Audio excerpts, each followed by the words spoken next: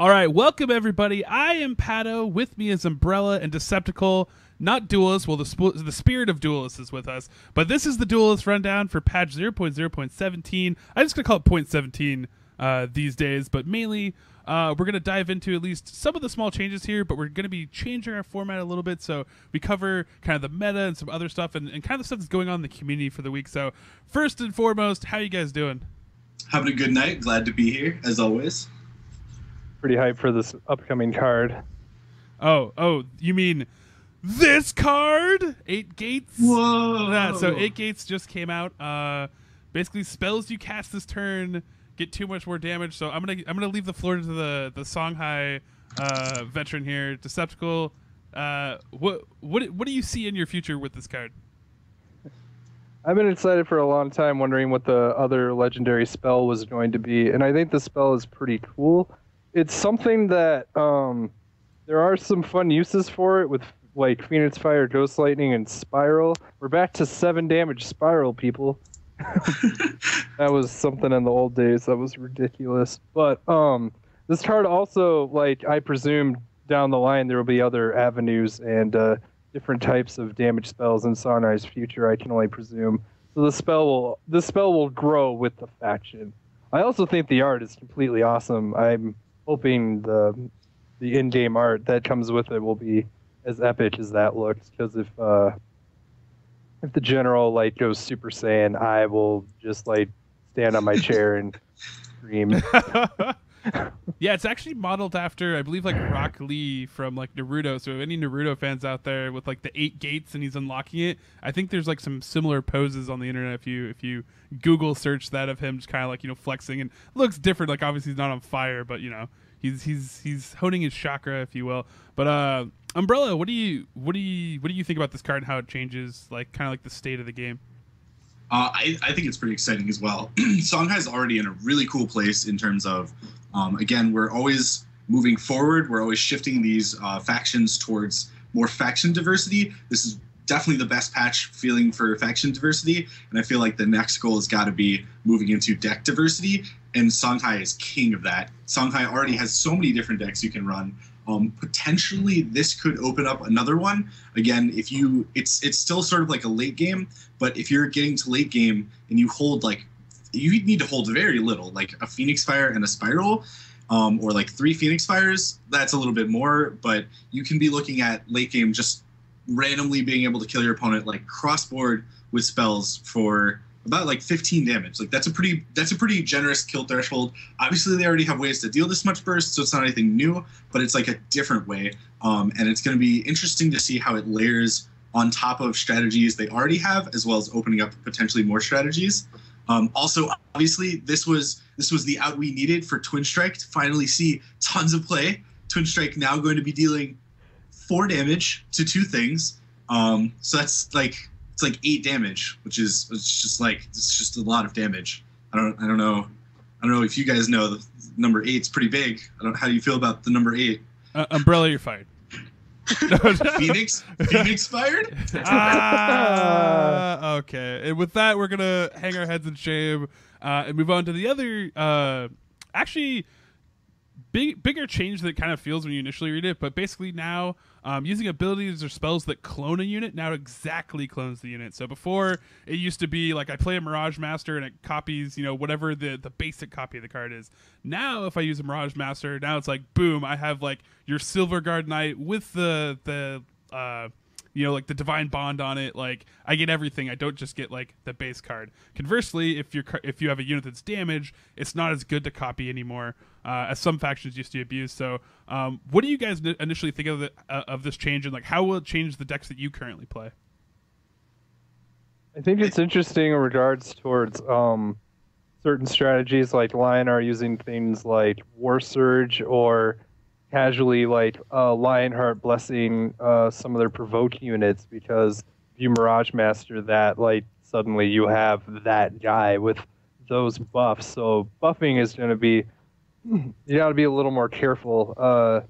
Also in terms of like cards like Fractal. Fractal is an extremely powerful card, which is a lot of fun, and there's a lot of cool control Magmar variants and even some like nifty little rush combos.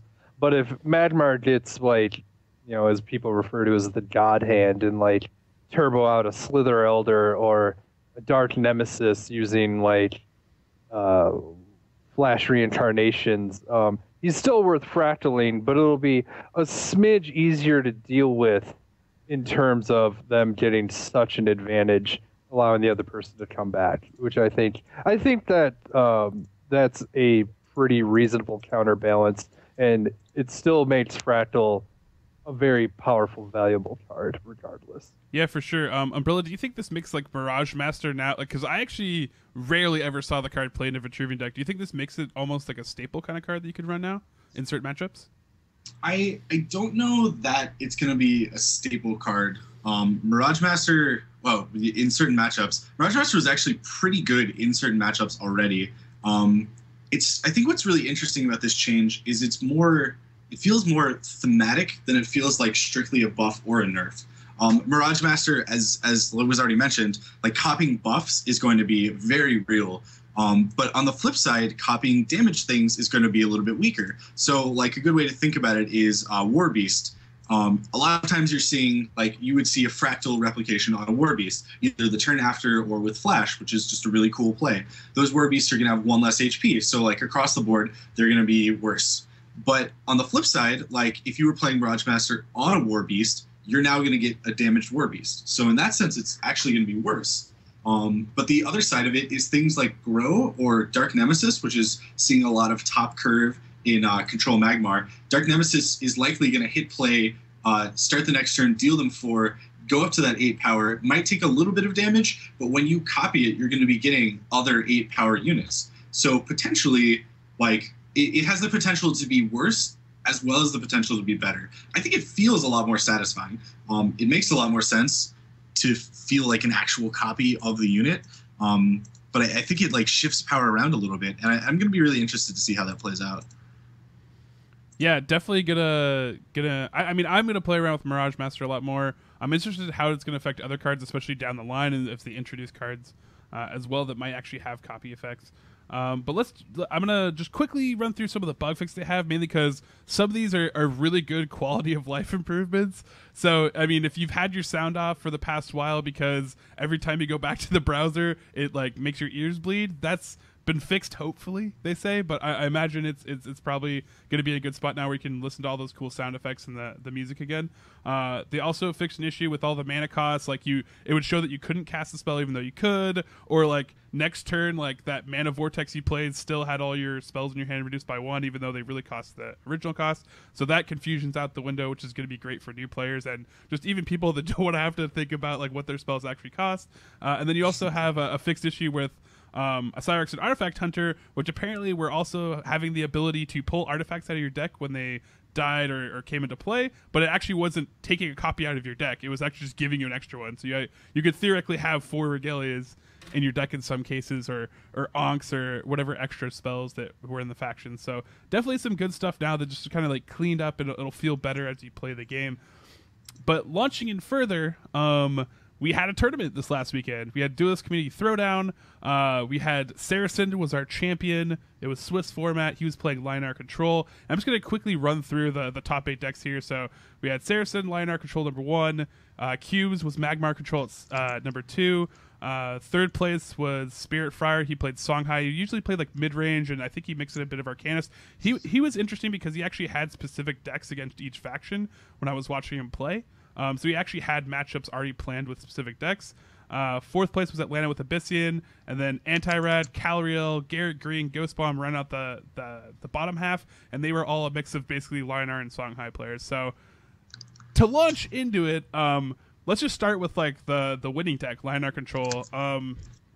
Passing it over to Deceptical, who played in it. What do you think the strengths of Lion-R Control are currently, and why do you think it was so successful?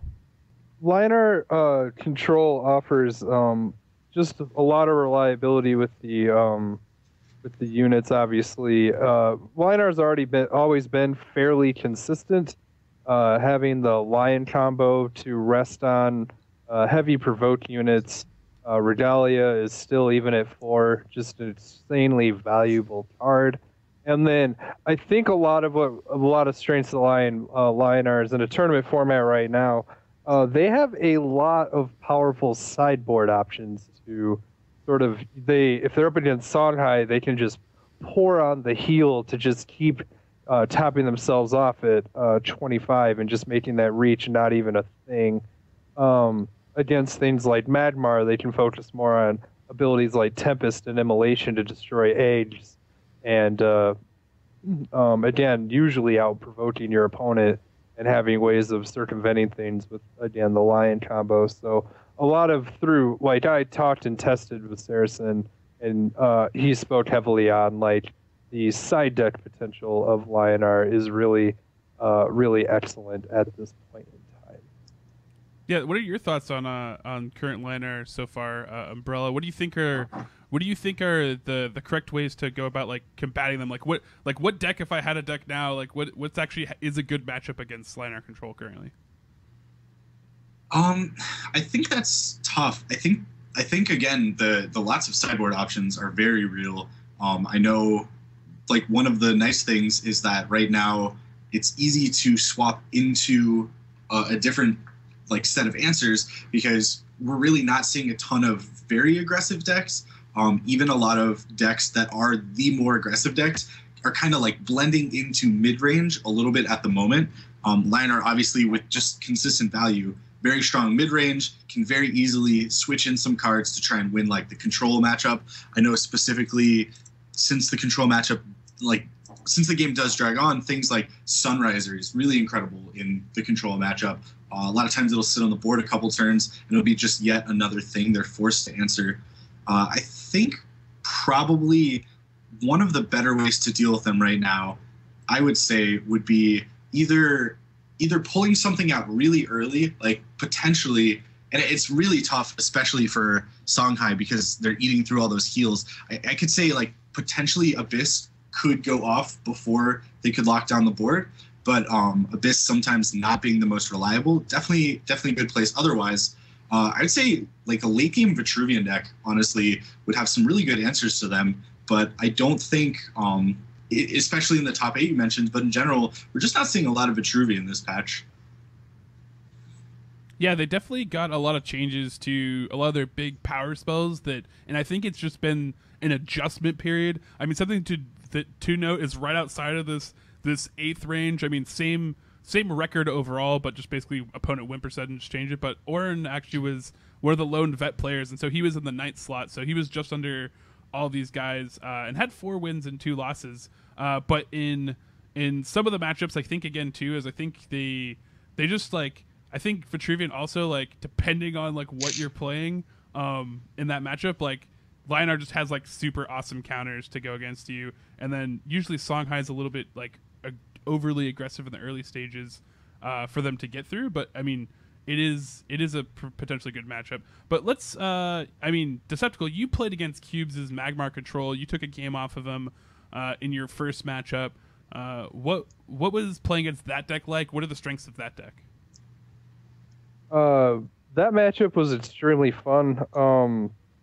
The thing that gave me a lot of the win in the first match was he did not get his wisps going very quickly, so he did not have a core advantage on me, and I managed to bust out a Blade Seeker with a very early double mana vortex. So I got to combo out just perfectly enough and circumvent his claws, and basically had, like, the perfect succinct kill.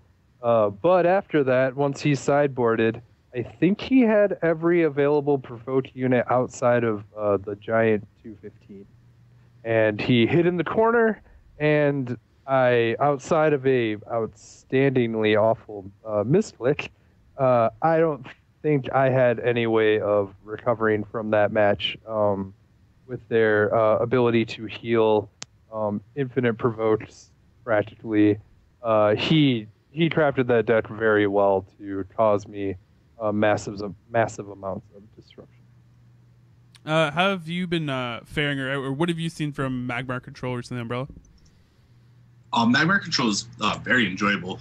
you can really afford to get to the late game. You have so many like 4 and above cost things that really help you transition well into the late game. Like Earth Sphere can be really devastating for some people looking for that last like 8 damage on you. Turning that into like 18 can sometimes completely like steal the game from them. Plasma Storm, of course, moving around a lot over the last couple patches historically, but always a really powerful like board clear. And they also just have a bunch of solid answers late game in terms of like War Beast and Fractal. Fractal being like a way to push one unit's value like really far ahead. They seem fun. I definitely think they're really interesting in the sense that there's a different playstyle. Like we saw a lot of different openings from Magmar Control as well, which I think shows that like this is both a new, not necessarily like a type that didn't exist before, but it's better than ever, and people are now learning how to play it. People are going to start learning how to play against it as well. It's a really different game than the Duelyst we've been messing around with for the last month or two. Yeah, for sure. I mean, I know for me, it was very interesting when I started seeing all my Magmar opponents start to back up, and I was like, no, that's like my job. I'm the Songhai player. I'm supposed to, like, you're supposed to come and punch me in the face. Like, what is this?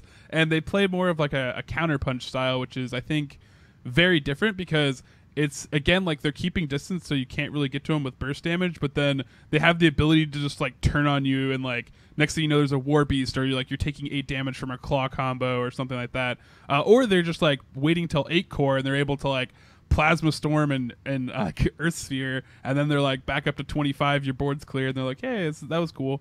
And they also have devastating combos with Fractal when they get to that late mana, that mana curve potential too. So definitely, like, I think it's a good change for them versus like the just like kind of run at you style that I saw before. I think a lot of part of that too also has to be with they had some good patch changes, I think, last patch, at least, especially with like Earthwalker and some other stuff that were just like better, just kind of like early dudes that can cause threats and you can play around. So we talked a lot about Songhai. Songhai is like actually a big topic right now in general on the forums because a lot, like, they have huge burst potential, but they also have like weaknesses, right? Like they keep showing up in the top 8 of these tournaments, but none of them are winning the tournaments. And I don't think it's because there aren't like, I don't think it's because like there aren't good players piloting them either. I mean, obviously there's players coming up here and they're being fairly consistent. I mean, Melancholia is always like a contender player with his Songhai. Do you guys want, let's talk about like what are the weaknesses of Songhai? And obviously they have the burst strength, but like what are the weaknesses of Songhai currently? The biggest problem I run into is also just one of the things that makes them fun, but it's the whole like when you're handcrafting, like when do you go in? Like Pumbaa. Pumbaa is a very versatile card because he can carry a lot of spells and bite you twice, but sometimes you need to sacrifice him to make trades so that your general doesn't have to take too much damage or so on. And unfortunately, Songhai tends to rely on a lot of little combos that usually don't. The problems I run into is I just don't have enough on the turn that it matters, and a lot of decks have like different avenues of trying to get to certain points with certain combos, and if you're not handcrafting well enough, like if you hang on to Hammond Blade Seeker, she has a ton of damage, but she doesn't do anything if you don't draw that inner focus.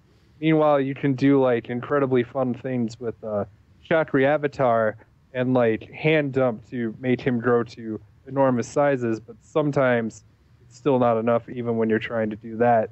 And trying to figure out which way you're going to kill with your deck, have the answers, and deal with provoke can be really messy.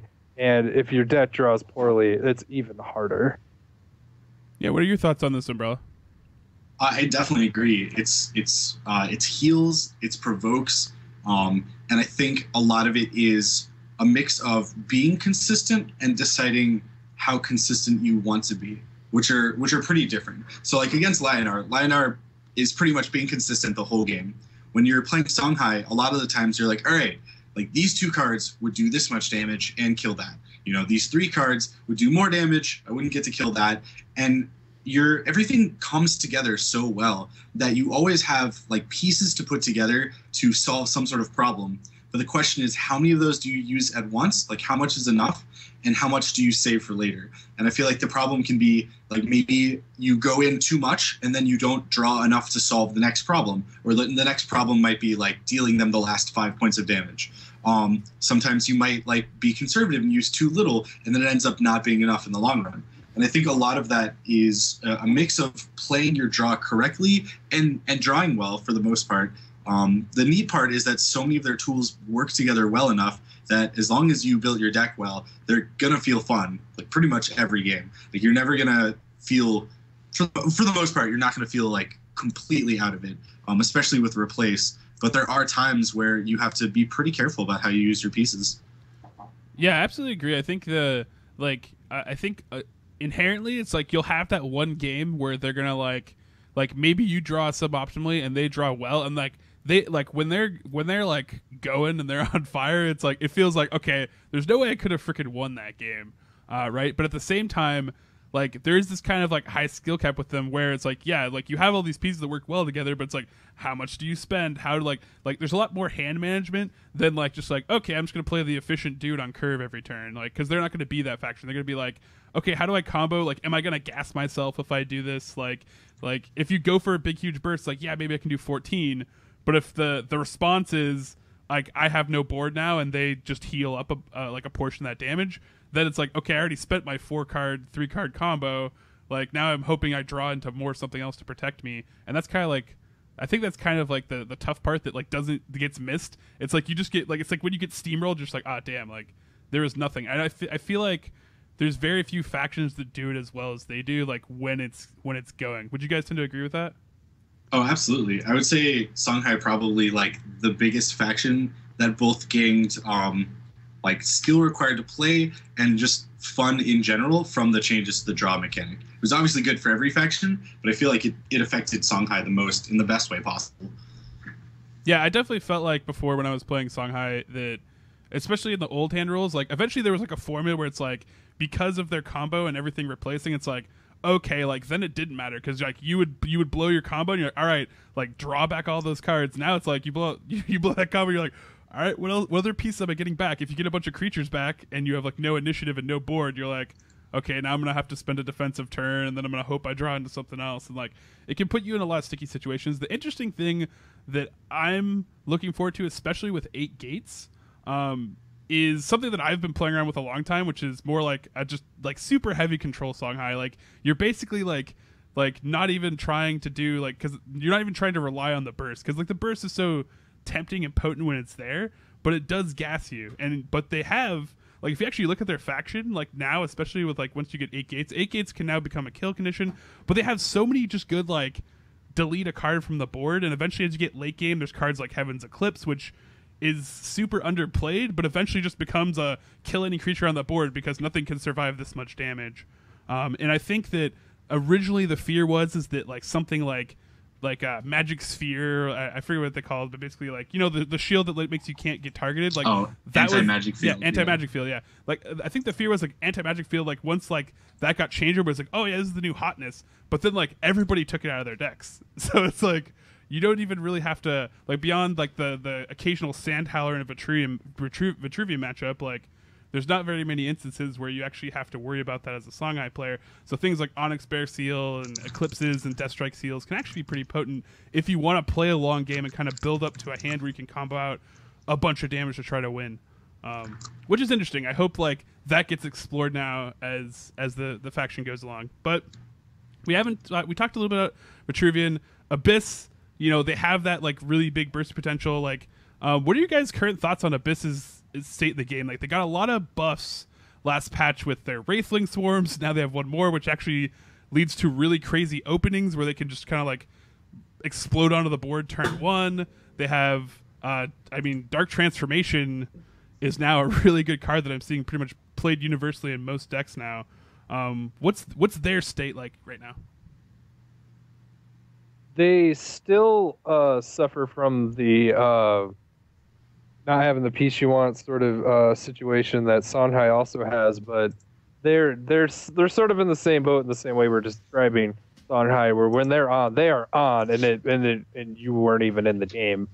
But but I find them very fun to play against and trying to figure out, like, because they have so many units on the board, the tactical side of the game I feel actually shines through a little bit better, trying to avoid all of those wraithlings and trying to, like, eke out a position to create your own little space or, you know, do a little bit of AoE or different effects. Like, I actually think that evolves into the strategic part of the game better, where you're both trying to, like, I find myself trying to stay close enough that I can reach with abilities, but try to stay far away enough from these wraiths so that if a Shadow Dancer hits the board, maybe they can't hit me, and that saves me 9 damage, and that's a real thing. And so, although it feels oppressive, I've so far not felt that like the raids are an issue as some players have felt. I think it actually challenges you in a very healthy way to pay much more attention to. Yeah, like, would you agree it's like actually fun to play against Abyssian players, Umbrella? Oh, absolutely. I think another thing that keeps it fun is in terms of deck variety. So they all kind of fall together, I think. I don't think they have like a clear, like you're not going to see like a clear deck and go like, oh, that's absolutely like not Abyssian mid-range, it's Abyssian late game. Like, especially because they have a sacrifice and they can always like sort of tweak where they are in the curve. You're going to see a lot of the decks seeming similar in the sense that it's hard to predict where they're coming from, but exciting in the sense that they have so many different ways to play kind of the same thing. You really have very few core cards that you have to run. And then after that, you're making a bunch of decisions like being a little extra aggressive, like sticking to the board a little bit more, like going for it a little bit early, having a little bit more power late. There's a lot of different ways the same deck can play. And I think that way makes every Abyss matchup kind of exciting. Yeah, I would definitely have to agree with that. Like, I think that they're originally, like, you know, I kind of felt like they felt in some ways like the cheesy faction, but I would agree that, like, when I look back on all my matches as a Songhai player, like, those were always like the most like fun for me to play against, because the other factions, like, I kind of like felt like, okay, I know what they're gonna do, and Abyss in some ways it's like you kind of know what they're gonna do, but they have all these crazy like combos that can come out of like these cards at any moment that, like, the next thing you know, you may have like a Dragon Lark that's ginormous flying at you, or, you know, something else, and that's always, I think that's always exciting and interesting, and again, like the positional stuff you have around Shadow Creep too, like it's a hit or miss whether you run into a Shadow Creep deck, but once it starts at core turn 7, you're like, oh, okay, this is a different game now, because like if he plays another one, like now I have to start playing around that. So it is very interesting and fun to play against them. We talked a little bit about Vitruvian, like potentially being a strong answer to Lionar. There's a lot of players that actually were playing Vitruvian in the Duelyst community throwdown, and one, you know, made it up pretty. Orin actually did pretty well. What do you think are their current weaknesses? That like why didn't we potentially see them in the top 8 here? Like what are their current like trials and tribulations that they're dealing with right now? I think they're in an interesting place, partially because just the recent changes brought about pretty heavy swings in Vitruvian. They saw a lot of cards change, like all of their cards that used to be like, quote, free if you played a unit, now instead draw you a card. They're obviously always going to be like that slower, more controlling faction, and now that the meta sort of shifted to a lot more of that, they definitely fit at home. I think a lot of it is people trying to figure out what exactly to do. I don't mean to say that like people don't know how to play Vitruvian at all, but it used to really much just be play second witch. Like, no matter what your curve was, you were working towards that as a finisher. I feel like people are still somewhat struggling to figure out exactly what to do as a finisher. And I think part of that is also the fact that for specifically a late game deck, healer is incredible. And in these tournaments, obviously we're seeing a lot of players with like very polished, very well-crafted decks, but I don't see a ton of people that have like that like 3 healer core, as well as like a couple more legendaries and epics built on top of that. And I think that is sort of making it harder. Like, it's harder to commit to Vitruvian because I feel like you need a little bit more to get started. And I feel like because a lot of other factions got a lot of cool tools, and Vitruvian mostly got nerfed because they're ridiculous, like a patch ago or 2 patches ago now, depending on when you're listening. I think it's important that I think people will keep playing Vitruvian, and I think they will still have a lot of power. I feel like there's just in general less people trying Vitruvian right now. Yeah, so maybe it's just a matter of we need to get more detectives on the scene to really flesh them out, because we had a lot of players that were maining them before the wipe, and then after the wipe, a lot of them have switched to other factions since then. So let's jump out of like what is like the neutral minion, or like what's the new card that you guys have seen coming up lately, or that you want to try in decks? Like what's the cool fun new frontier stuff that you guys are trying out here, like minus like the new card that's obviously coming out, like but what neglected card are you guys playing that people should be trying out or you think exploring? Amusingly, if you checked out my Bloodborne video, I talked smack about Blade Seeker. And in that video, I played against a player named Vitor. And for practice for the tournament, I crossed him on the ladder, and I beat him to death with Blade Seeker. And he messaged me after the match and said, "I did not expect that." And when I realized it was him, and he was like, "Didn't you kind of crap on me in a video saying that I should be using that card?" I was like, I can be wrong. And I've had actually a lot of success, and I've been extremely happy with her. Yeah, I mean, her downside is still a downside, and it caused me some trouble both in ladder and in tournament, and she really, really enjoyed showing up twice in my hand during the tournament. Like, I need the inner focus. No, I don't need another Hammond Blade Seeker. Yeah, that can be painful. Umbrella, what new tech what frontiers are you pushing? I'm laughing because I've been trying a lot of stuff, and I absolutely don't want to be misleading and say any of the stuff that you may have seen me playing on the ladder recently has proved very effective. Hey, we're not saying it's effective. We're saying, hey, just like what's the new stuff you're trying out that's maybe good, maybe not? Like, what's the fun stuff? So yesterday I tried to force Serpenti pretty hard in a lot of different decks. I think that Serpenti is not great. That's probably being a little too nice. I lost a lot of ranking, really trying to make this guy work, which was fun. Saracen was there with me for it. It was kind of like watching someone like slip into madness. I actually had like nightmares about like never winning another Duelyst game because I like couldn't take Serpenti out of my deck. It's a real thing that actually happens. But I don't know. In terms of other things, I have some other things I want to try.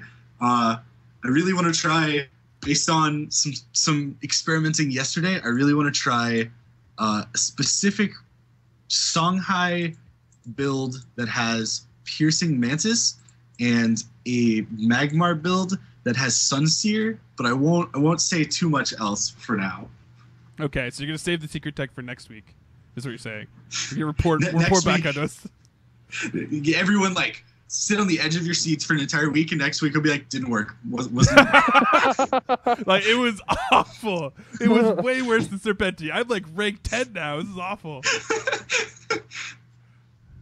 Also, another card. I'm still excited at the potential of Cosmic Flesh, and I think if I were able to play with Vitruvian style cards, I think utilizing Cosmic Flesh and Dune Casters, it's possible there could be another Rush deck in there somewhere using Science that can wish a little faster. It's still way in the conceptual phase in my brain, but for those of you who are messing with Vet and can't afford some of the more expensive cards, you might want to look at some of the cheaper stuff and maybe take this idea and run with it. I can't promise it's great, but I think Cosmic Flesh is a very good card now. Yeah, it's definitely been a very interesting card for that faction, being able to turn anything into I mean, they used to be able to turn them into provokes, but now that it actually gives +1/+1, it definitely adds another element because sometimes it puts them just into that next tier of health bracket where now it's like, okay, now I need to trade 2 things into it, or I need to use a high priority spell to get rid of this unit, which is very good for them. So jumping out of Mana and Theory Crafting, there is a lore contest that's currently going on. I believe it's the April lore contest. I definitely have plans. I want to write sort of a short story. Yes, it will be Songhai. And I sort of have an idea on... It's one of the things that I always mused about within their faction of how did they... Well, I guess I'll give a mild spoiler. How the hell did they domesticate Tustbor? That guy has banding and everything, so... I think they took out his eyes and they couldn't run away. Oh, is that what happened? What the hell, man? How dare you? I mean, he's awesome. He's so brutal. Like, what a metal unit. Like, literally ends like metal. Yeah, for sure. So I don't know if that's something I'm playing with, that I have ideas. I usually write all my stuff at the last minute, just like college. So. Pretty solid. Umbrella, do you have any plans to participate? I do. I have like an outline, which sounds like the opposite of like. Also, very much like last minute writer of papers at college, but here, like, I have an outline. I have like, I've been every once in a while like lines of what I want to pull together. It's gonna start as a story. It's gonna be a little bit more than that. I don't know a great way to say exactly what that is without giving it away, but I think it'll be fun. It'll be enjoyable. I'm really excited for this contest. I think this is a perfect way to bridge that gap of so many of us are sitting around like chewing our fingernails off. Like, why does this person have a mechanical arm? Like, why is this going on in this faction? And they've been pretty tight-lipped, like rightfully so. But we want to hear the lore when it's good and ready, and also like obviously should probably work on the game.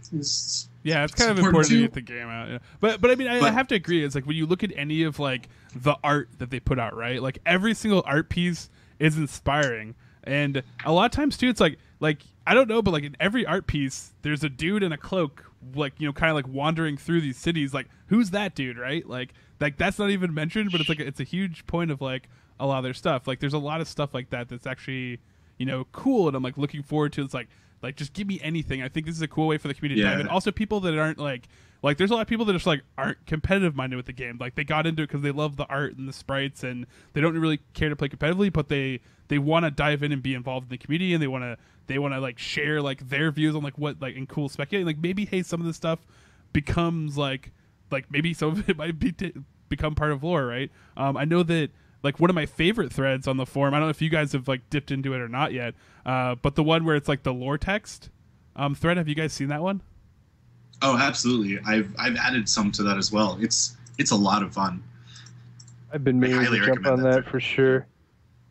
Yeah, I mean, flavor text is a really cool thing in cards. I remember we used to like just like me and my friends would sit around like early in the stages of Magic, and we would basically just like say lore text to each other, and we'd have to guess what card it was. Like, I remember those days. And my all-time favorite goes to Null Rod, which is an artifact that like suppresses what your opponent can do. And the flavor text goes, but it doesn't do anything. And another person says, no, it does nothing. So I just always thought it was like the most clever thing. I absolutely love it.